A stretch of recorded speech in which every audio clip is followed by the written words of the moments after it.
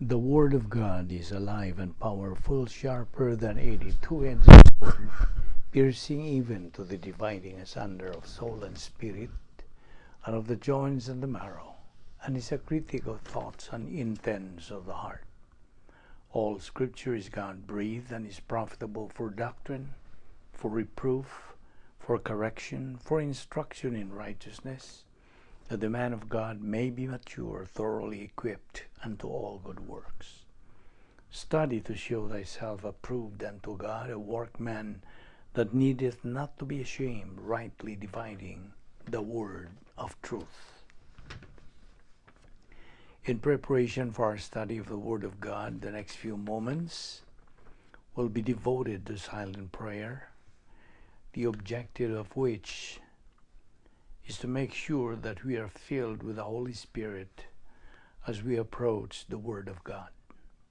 Silent prayer gives you the privacy of the priesthood and makes the option of rebound possible if necessary. Therefore, let us pray.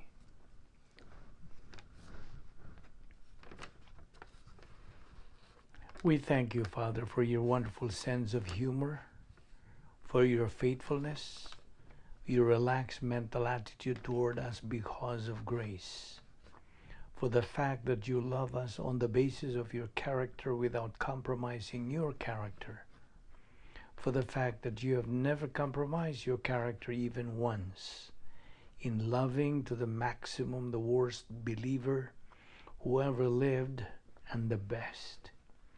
We thank you, Father, that grace found the way to accomplish all of this. As we continue to study this great grace gift from Jesus Christ, may God the Holy Spirit enlighten us, for we ask it in Christ's name. Amen.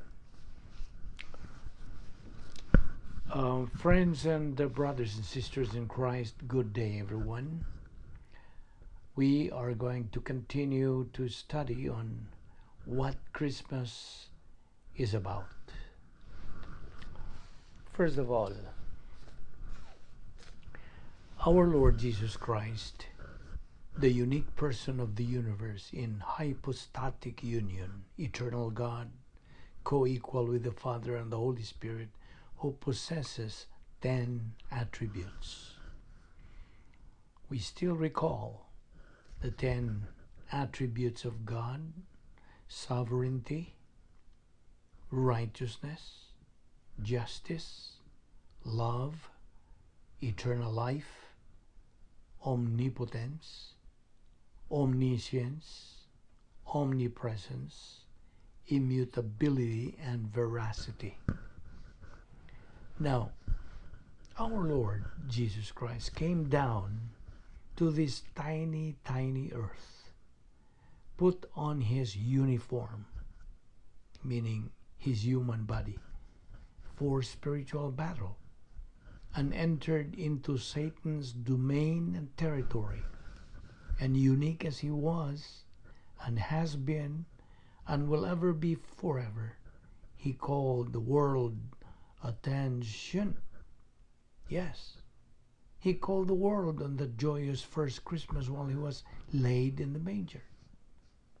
He said to the world on that first Christmas, then, hop, attention. Attention to concentrate on him. That was what he was saying. To concentrate on his military instruction to all members of the royal family of God. You see, we, the members of the royal family of God, have been united with him forever. The Lord Jesus Christ is our commander-in-chief. The Lord Jesus Christ is God, true humanity, perfect humanity, who possessed self-consciousness, mentality, volition, conscience, emotion. Now, and at the same time, true God, who possessed righteousness, sovereignty, justice, love, eternal life, omniscience, omnipresence, omnipotent, immutability, and veracity. That is what we mean by hypostatic union of the Lord Jesus Christ. He was 100% God and 100% man. And one thing more, he never committed a single sin. He was supernaturally conceived by God the Holy Spirit in the fallopian tubes of Mary, who went through the normal gestational period of 270 days and gave birth of the humanity of our Lord. So, he was born without a human father, although he had a legal father, Joseph. So he had no real human father, only a legal father. Therefore, because our Lord was conceived not by a human father, but by and through God the Holy Spirit, then he never possessed Adam's original sin. Plus, he possessed perfect righteousness, himself being eternal God. That, all in all, made him qualified to be the Savior of the world. Now, while the baby was being laid in the cradle by Mary and Joseph, the unique baby spoke. And he was the only baby who ever spoke and can ever speak in the history of man. The baby, the Lord Jesus Christ, was speaking, "Turn up, attention, I have arrived." That's what he said. Our Lord cites the Old Testament. Even though the Lord Jesus Christ is eternal God, he has nothing but the highest respect for the Word of God, which lives and abides forever.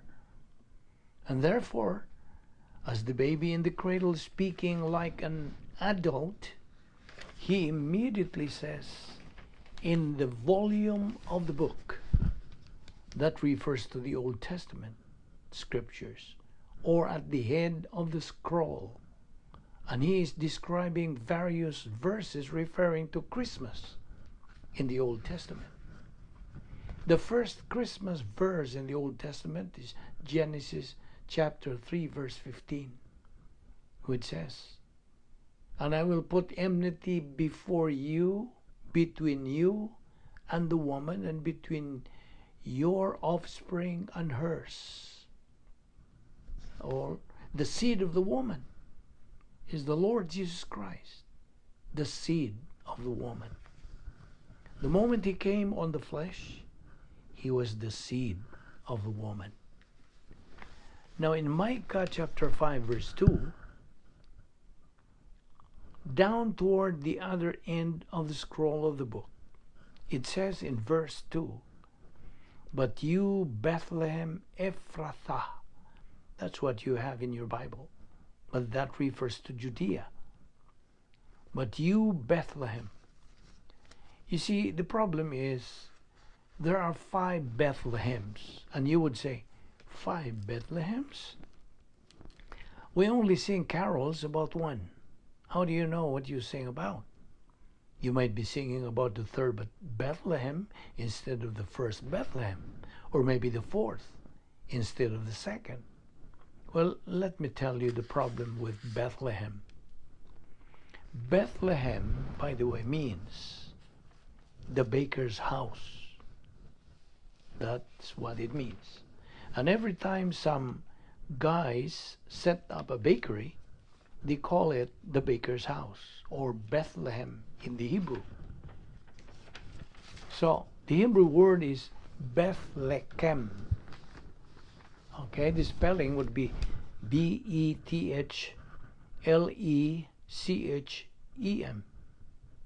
And the meaning there is the house of bread.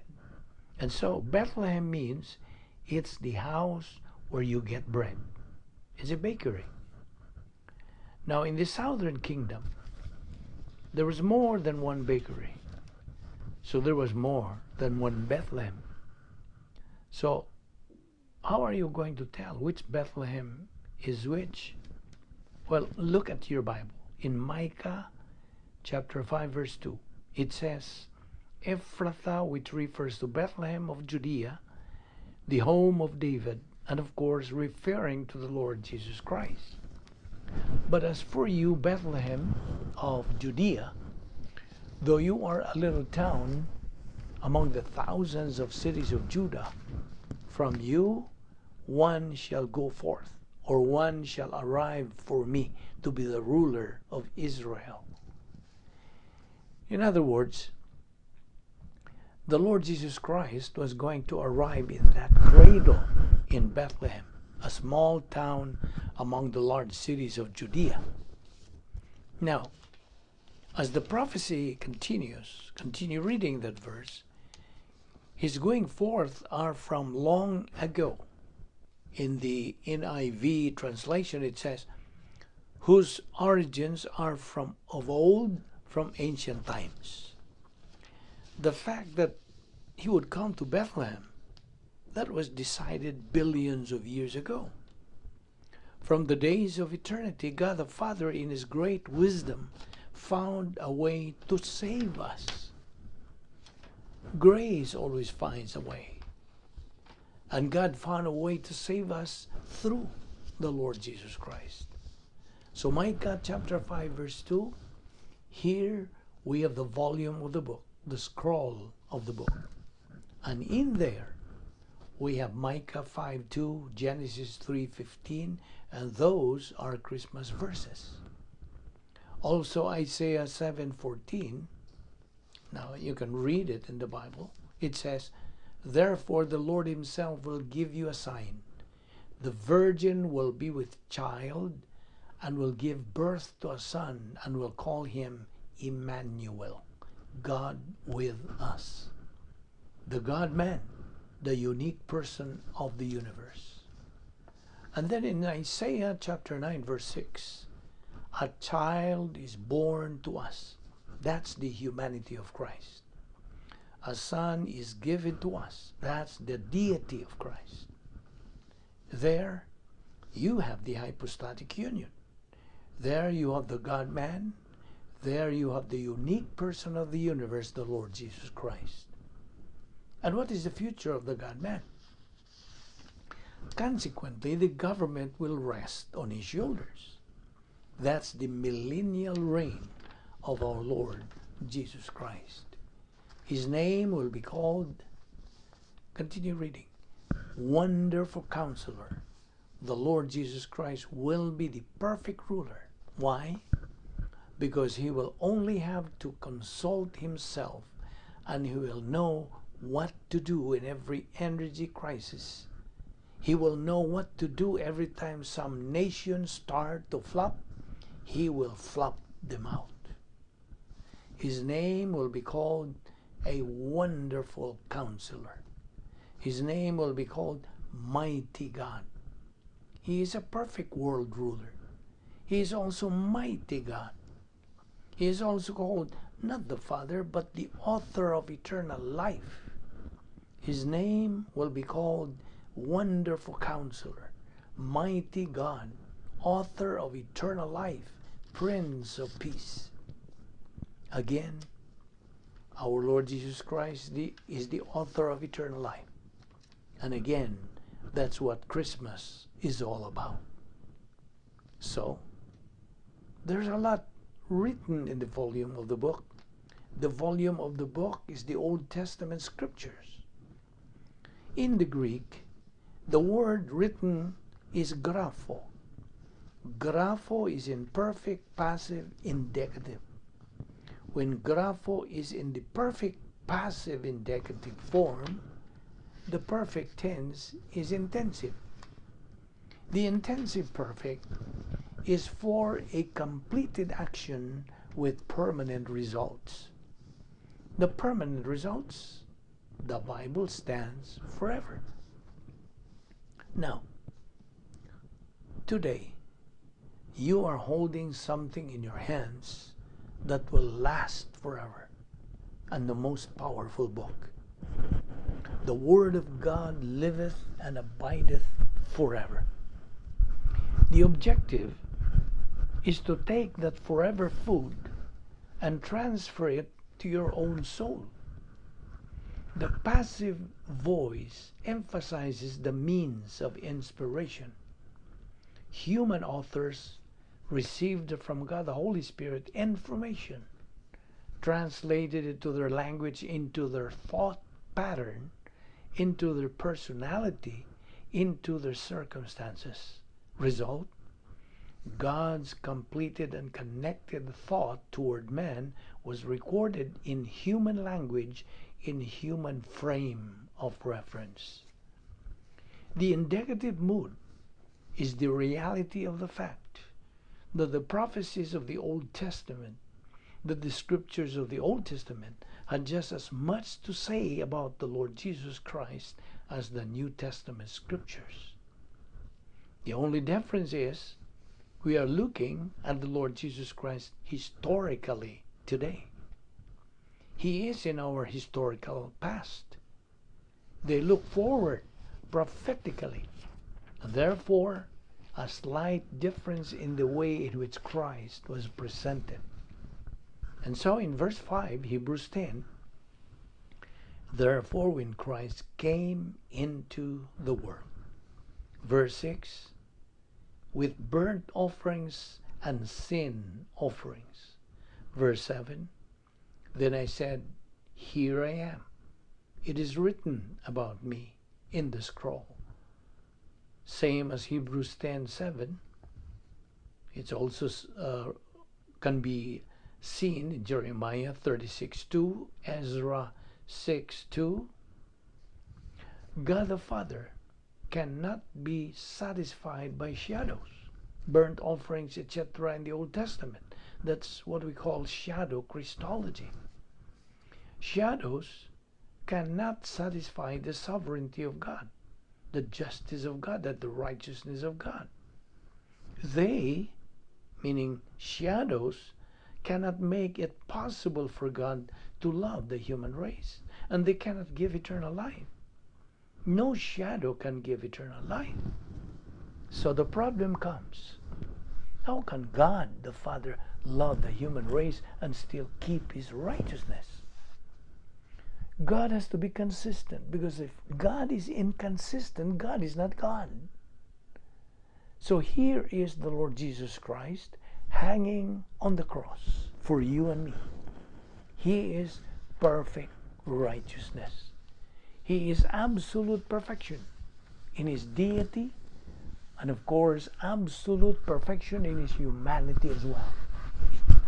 While the Lord Jesus Christ was on that cross, he was perfect righteousness. Ever since eternity past, all our sins were poured upon him and judged.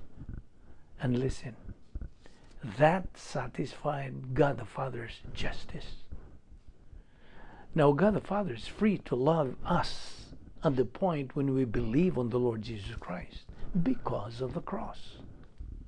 You see, the cradle leads to the cross. Because of the cross, God the Father is free to love us. So, we simply believe on the Lord Jesus Christ. And that means, believe means no merits involved. We don't do something. We don't work at it. We simply, in 1 second, believe on the Lord Jesus Christ. And now, God the Father is free to love us. Why? Because, listen, because we have accepted the propitiatory sacrifice. We have accepted the real thing. We have believed in the real thing, the Lord Jesus Christ. So, God's essence there is not compromised. God the Father is now free to love us because we believed on the Lord Jesus Christ. In fact, there is no compromise in the essence of God. And all of this is possible only because of who and what the Lord Jesus Christ is. Let us pray. The scripture declares God in this manner loved the world, that he gave his only born Son, that anyone believing in him may not perish, but have everlasting life. For God sent not his Son into the world to condemn the world, but that the world through him might be saved. He that believeth on him is not condemned, but he that believeth not is condemned already, because he hath not believed in the name of the only begotten Son of God. Jesus Christ went to the cross. He died for the sins of the human race. He removed the barrier between man and God, so that man can step across into eternal life by trusting in Christ as Savior. And therefore, as you sit there today with your eyes closed, to assure your privacy, you have the option right now of making the greatest decision of life, the decision that brings you everlasting life, deliverance from the wrath of God to come, the lake of fire, becoming a member of the royal family of God, having righteousness imputed to you permanently. And that is the decision to trust in Christ as your Savior, to believe that he died on the cross for your sins. That's the only thing that you have to do to get eternal life. And that's the only thing that you can do to get eternal life. You cannot do anything else. In response to the question, sirs, what must I do to be saved? The answer came back, believe on the Lord Jesus Christ, and thou shalt be saved. The way to eternal life is faith in Christ. Therefore, believe on the Lord Jesus Christ, and thou shalt be saved. Let us pray. Father, we are indeed grateful for the privilege of studying your word so briefly.